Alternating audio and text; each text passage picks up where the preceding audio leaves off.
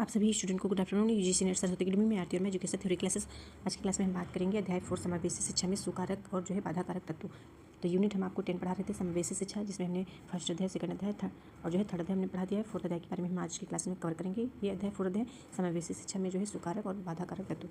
तो यहाँ पे देखेंगे आप समावेशी शिक्षा में सुकारक बाधाकारक तत्व, ठीक है, और भारत में समावेशी शिक्षा के समसामयिक स्थिति, ये सारे टॉपिक्स हैं, ठीक है। तो स्टार्ट करेंगे। यहाँ पे देखिएगा समावेशी शिक्षा इंक्लूसिव एजुकेशन 4 अध्याय समावेशी, ठीक है। तो विशेष आवश्यकता वाले बच्चों के लिए, ठीक है, विशेष आवश्यकता वाले बच्चों के लिए शिक्षा का इतिहास विशेष विद्यालय से एकीकृत शिक्षा होते हुए अब समावेशित शिक्षा तक पहुंचा है। शिक्षा में समावेशन से तात्पर्य है कि सभी बच्चे की शिक्षा एक साथ एक ही विद्यालय में दी जाए। तो सबसे पहले जो है कौन सी शिक्षा ही, विशेष शिक्षा ही, ठीक है। सबसे पहले विशेष शिक्षा दी जाती थी, ठीक है, विशेष, फिर इस विशेष शिक्षा दी जाती थी विशेष विद्यालय में, ठीक है। फिर इसके बाद जो है कौन सी शिक्षा, विशेष विद्यालय, फिर एकीकृत शिक्षा, इसके बाद जो है एकीकृत शिक्षा आई, इसके बाद जो है समावेशी शिक्षा हो गई, ठीक है, समावेशी शिक्षा हो गई, ठीक है। समावेशी शिक्षा में सभी बच्चों को एक साथ शिक्षा दी जाती है, ठीक है, एक ही क्लास में। तो यहाँ पे आप देखिएगा सामान्य बालक, तो पहले आप समझ सकते हैं सामान्य बालक क्या होते हैं, ठीक है, विशिष्ट बालक, एकीकृत और जो है समावेशी शिक्षा।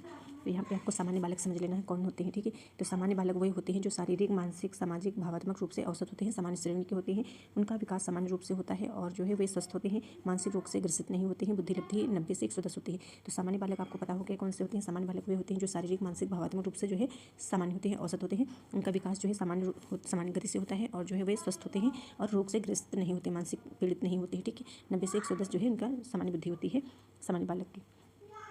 इसके बाद आपको देखना है विशेष शिक्षा, ठीक है। विशेष शिक्षा यानी कि इसमें बालक जो है सामान्य बालकों से भिन्न होता है। तो यानी सामान्य बालक की तरह जो है विशिष्ट जो है बालक नहीं होते हैं, ठीक है। और इनकी शिक्षा किस प्रकार से होती है, अच्छा, विशेष शिक्षा दी जाती है, इनको जो है विशेष शिक्षा दी जाती है, ठीक है। यानी कि जो ये विशिष्ट बालक होते हैं, ठीक है, ये विशिष्ट बालक को जो है शिक्षा जो दी जाती है विशेष प्रकार से अलग कक्षाओं में दी जाती है। सामान्य बालक को अलग शिक्षा दी जाती थी और विशेष बालक को जो है अलग शिक्षा, ठीक है। फिर इसके बाद आपको क्या देखना है, इसमें अक्षम बच्चे शामिल होते हैं, ठीक है, यानी कि सभी बच्चे जो अक्षम बालक होते हैं, डिसेबिलिटी कह सकते हो, ठीक है, विशेष शिक्षा दी जाती है। फिर इसके बाद आपको क्या देखना है, एकीकृत शिक्षा। एकीकृत शिक्षा क्या होती है, सामान्य बालक और विशिष्ट बालकों को एक साथ शिक्षा दी जाती है। तो एकीकृत शिक्षा क्या होती है, जो सामान्य बालक होते हैं, ठीक है, सामान्य और जो है विशिष्ट बालक, ठीक है, ये जो है दो एक ही क्लास में पढ़ते हैं, ठीक है, एक ही क्लास में पढ़ते हैं, पर इसमें जो होता है जो विशिष्ट बालक होते हैं, ठीक है, उनको ध्यानपूर्वक शिक्षा दी जाती है, ठीक है।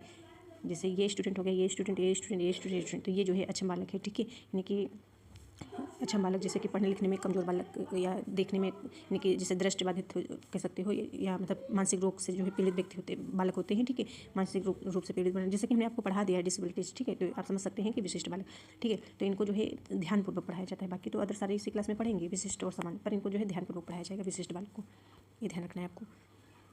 और समावेशी शिक्षा क्या होता है, तो इसमें क्या होता है, सामान्य और जो है विशिष्ट बालक जो होते हैं, ठीक है, यानी कि जो सामान्य बालक, विशिष्ट बालक जो होते हैं एक साथ एक ही कक्षा में शिक्षा दी जाती है। तो समावेशी शिक्षा में जो है सभी बच्चों को, जितने भी स्टूडेंट हैं सभी को एक साथ शिक्षा दी जाती है, कोई भेदभाव नहीं होता है, ठीक है, अच्छे से सबको पढ़ाया जाता है। और अभी आपको समझ में नहीं आया है तो दोबारा से आपको समझा रहे हैं, ठीक है। जैसे कि ये विद्यालय है, ठीक है, एक ये विद्यालय है, ठीक है, एक ये विद्यालय हो गया, ठीक है, विद्यालय, कॉलेज, स्कूल, यूनिवर्सिटी कुछ भी कह सकते हो, ठीक है, स्कूल कह सकते हो। तो ये हो जाएगा सामान्य, सॉरी, ये इसको हम बोलेंगे विशेष, ये इस कॉलेज, ठीक है, विशेष शिक्षा, इसमें जो है विशेष शिक्षा दी जाएगी, ठीक है, इसमें जो है विशेष शिक्षा दी जाएगी, ठीक है, इसमें विशेष शिक्षा दी जाएगी बच्चों को, यानी सभी जो है विशेष बालक होंगे, ठीक है, अक्षम बालक होंगे, इसमें सभी जो है अक्षम बालक होंगे, तो सभी को अलग शिक्षा दी जाएगी, सामान्य बालकों से अलग, इसमें कोई भी सामान्य बालक नहीं होंगे, ठीक है, सारे विशिष्ट बालक होंगे, अक्षम बच्चे शामिल होंगे, ठीक है, डिसेबिलिटी जिसे हम बोलते हैं, जो मानसिक रूप से पीड़ित व्यक्ति होते हैं, ठीक है, और जो है उनका मानसिक स्वास्थ्य ठीक नहीं होता है, ठीक है, अस्वस्थ बालक को जो है इनकी अलग शिक्षा होती है, विशिष्ट बालक।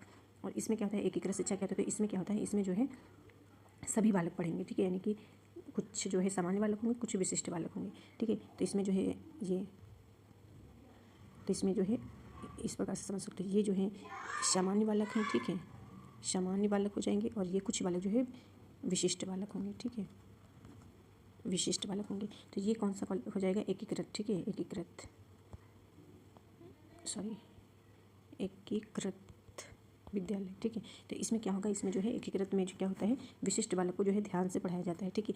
क्लास में तो एक ही सारे बच्चे होते हैं, सामान्य बालक भी और विशिष्ट बालक भी, पर जो इसमें होता है विशिष्ट बालक को थोड़ा ध्यानपूर्वक पढ़ाया जाता है, ठीक है। फिर इसके बाद कहता है समावेशी शिक्षा, इसमें क्या होता है, सामान्य और विशिष्ट बालकों को सभी को एक साथ पढ़ाया जाता है, यानी कि कोई भेदभाव नहीं होता है। तो आप सभी स्टूडेंट को समझ में आ गया होगा, ठीक है।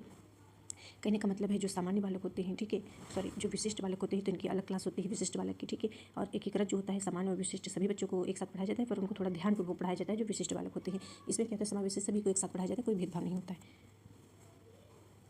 अब आपको यहाँ पे क्या देख रहे हैं, सुकारक तत्व क्या होता है, बाधा कारक तत्व क्या होता है। तो व्यक्ति के जीवन में सुख और समृद्धि लाते हैं सुकारक तत्व। ये जो है बाधा कारक तत्व होते हैं, कठिनाइयों और बाधाओं के सामना करने के लिए प्रेरित करते हैं, ठीक है। बाधा कारक तत्व जो होते हैं ये कठिनाइयों और बाधाओं का सामना करने के लिए प्रेरित करते हैं। अभी आपको अच्छे से समझाएंगे, तो यहाँ से आप चाहें तो यहीं से पढ़ सकते हैं, बाकी हम अभी और नोट्स इसमें समावेशी शिक्षा में। तो ऐसे तत्व जो शिक्षा की समावेशी प्रक्रिया को बढ़ावा देते हैं और उसे सफल बनाते हैं, यह उन कारक को संदर्भ देता है जो सभी छात्र, चाहे वे किसी भी तरह से भिन्न हो को समान रूप से जो है शिक्षा प्राप्त करने में सक्षम होते हैं।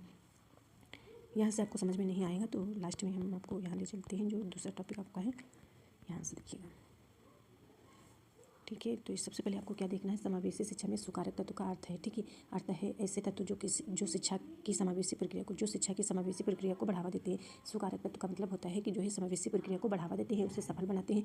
यह उनको जो संदर्भ देता है जो सभी छात्रों चाहे वे किसी भी तरह से भिन्न हो समान रूप से शिक्षा प्राप्त करने में सक्षम होते हैं। ये सुकारक तत्व शामिल होते हैं ये सारे, ठीक है। फिर इसके बाद बाधा कारक देख लीजिए क्या होता है, यदि आ जाए पेपर में तो आप जो है करें क्वेश्चन को, गलत ना हो आपका क्वेश्चन। समावेशी शिक्षा में बाधा कारक तत्व क्या होता है, तो इससे क्या तात्पर्य है, बाधा कारक तत्व से तात्पर्य उन विभिन्न कारकों से है जो छात्रों, विशेष रूप से विकलांग छात्रों, सामान्य कक्षा में पूरी तरह से भाग लेने और अपनी क्षमता तक पहुँचने से रोकते हैं, ठीक है। सामान्य कक्षा में पूरी तरह से भाग लेने और अपनी क्षमता तक जो है पहुँचने से रोकते हैं। इन बाधाओं में भौतिक बाधाएँ और शैक्षणिक बाधाएँ जो है सामाजिक व सांस्कृतिक बाधाएँ शामिल होती हैं। तो इतना आप सभी स्टूडेंट को समझ में आ गया होगा, ठीक है। और आप सभी स्टूडेंट जो है अपना अपना पढ़ाई करते रहें, अच्छे से पढ़ाई करें, ठीक है, मेहनत करें और अपना जो है नेट क्वालिफाई करें, JRF करें, PhD करें, ठीक है।